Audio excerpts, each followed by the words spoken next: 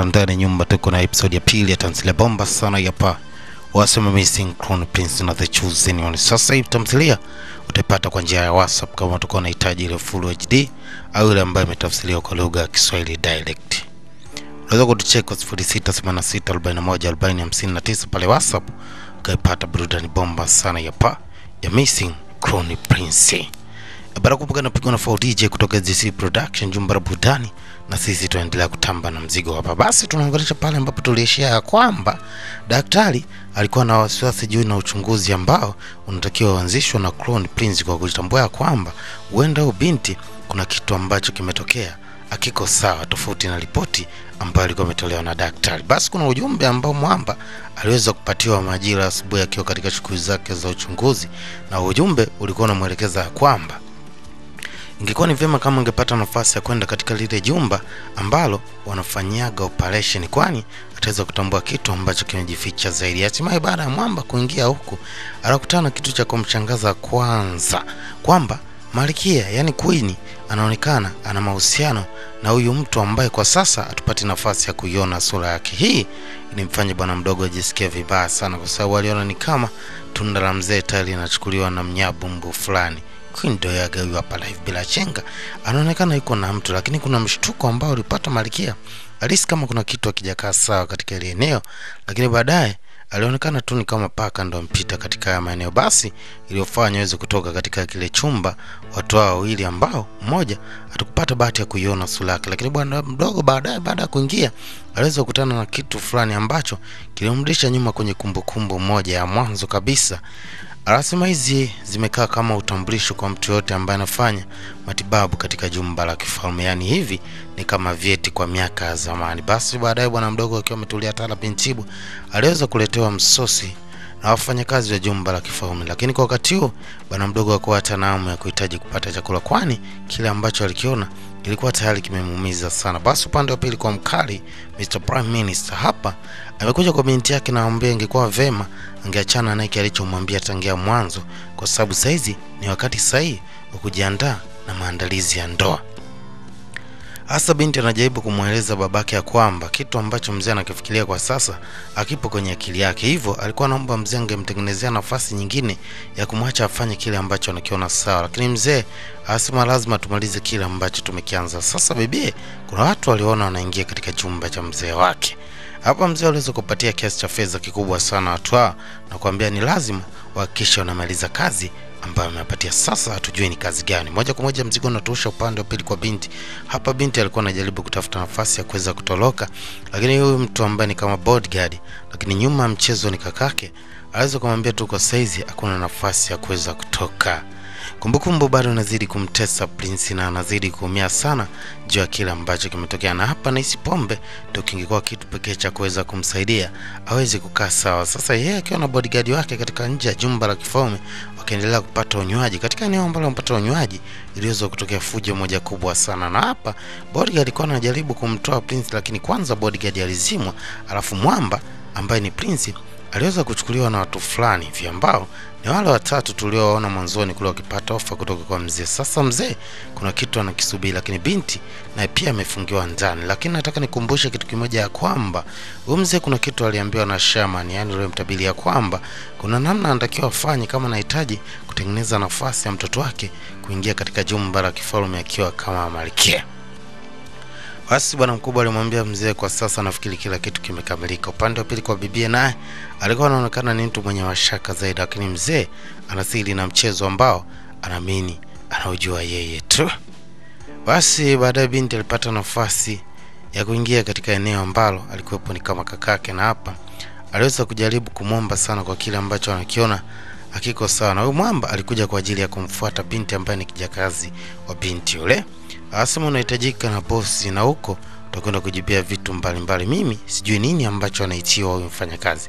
Basi tunaambia mfanyakazi baada ya kufika kwa mtaalamu mzee mzima Prime Minister, waziri aweze kumwambia na kuamini sana anachokupa ni hizi dawa. Nahitaji hizi dawa uweze kumchanganyia binti katika swala la chakula, na pindi ambapo ataweza kutumia aweze kuzimia. Kuna jambo la muhimu sana linahitajika kufanya, lakini alimsitiza ya kwanza wewe ni miongoni mwa wafanyakazi wangu nao kuamini sana.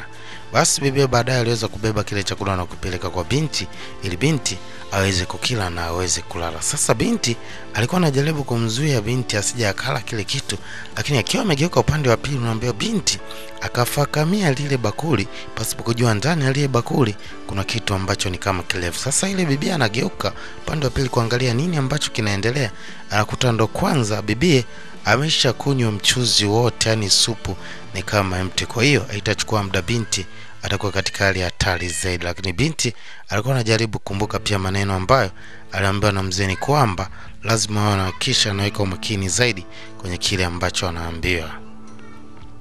Basi tunaambia mfanyakazi aliyopata nafasi ya kujaribu kumwomba bibi msamaha kwa kile ambacho kimetokea, lakini binti kwa wakati huo alikuwa dilema ajui ni nini ambacho kimetokea, lakini kadri muda unavyozidi kwenda mwili wake ulianza kupoteza nguvu na hatimaye binti aliweza kuzima kabisa kwa ile dawa ambayo ilikuwa imewekwa katika chakula. Sasa upande wa pili kwa mzee akiwa na mashaka yote anaambiwa kila kitu kimeenda kadri ulivyokipanga mkuu. Sasa nafikiri ni wakati wa kumaliza jambo. Basi bwana mkubwa amwambia afanye kile ambacho anaamini kipo kwenye mwongozo sasa. Anamwambia bibi baada kupumzika tu alijikuta amelazwa na mtu mwingine pembeni, na hapa binti alikuwa amevalishwa mavazi ya harusi. Sasa ndio namna ambayo aliambiwa mzee inaweza kusaidia kutengeneza binti kuepukana na laana ambayo haikumtaka aweze kuingia katika jumba la mfalme. Na mtaalamu anazidi kupiga manyanga upande wa pili kuhakikisha watu hao waweza kuwa kama wamefunga ndoa fulani ya kitamaduni, lakini hii ni kwa ajili ya kufuta laana ambayo ilikuwa inasema ya kwamba binti akipata nafasi ya kuingia katika jumba la kifalme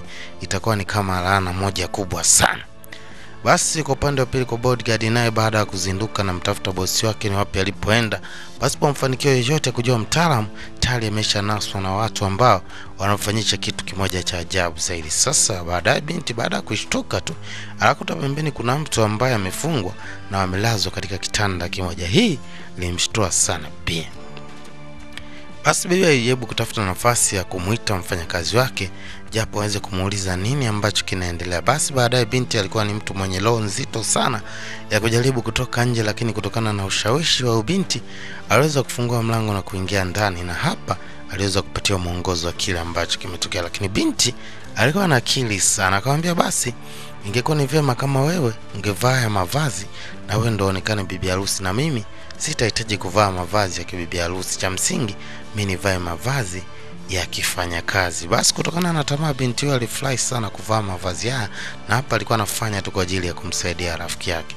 Basi baadaye mtaalamu baada ya muda kwenda mbele kidogo alianza kupata nafasi ya kupata weni, lakini kadri alivyokuwa anachelewa aliamua kumshtua na kinywaji kimoja hivi, piga maji mengi sana ili mwamba aweze kuzinduka. Baadaye mwamba aliweza kuzinduka, lakini alikuwa ni mtu mwenye kelele sana na akidai kwamba yeye ajui ni nani ambaye amemleta katika ile eneo, hivyo anahitaji kutafuta nafasi ya kutoka katika ile jumba. Na binti anamwambia basi endapo atakuwa ni mtu mtulivu na kufuata kile ambacho anaambiwa ataweza kumtoa katika ile jumba kwa usalama zaidi. Sasa kumbuka huu mchezo ameufanya baba mzazi wa bibi, na binti ajui kitu ambacho anafanya kinaweza kuja kuwa na hatari kiasi gani. Yeye amevaa mavazi ya kijakazi, alafu yule binti ambaye alikuwa ndo kijakazi wake amevaa mavazi ya bibi harusi.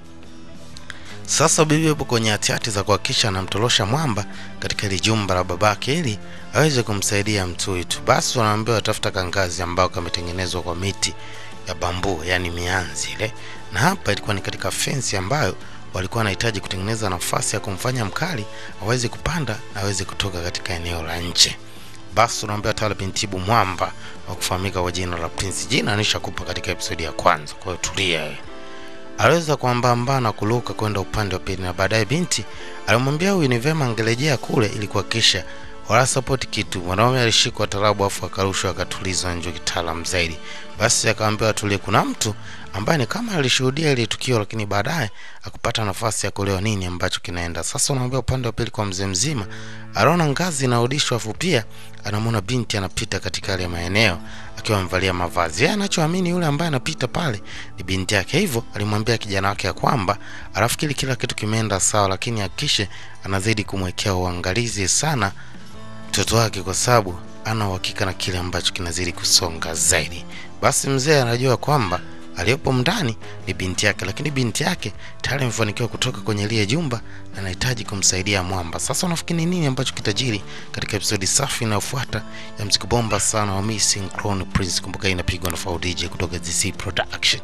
Jumba la burudani, check na sisi kwa namba hizo hapo ili tuendelee kutamba na burudani bomba. Sasa hii imelipanda baba, episode ya 3 itapanda leo, yani leo tunataka tupige episode ya 2 na 3 kwa kisha tunaifanya burudani na sogea kwa chapu haraka. Wasibazi Missing Crown Prince na The Chosen One. Yogo is a ciao.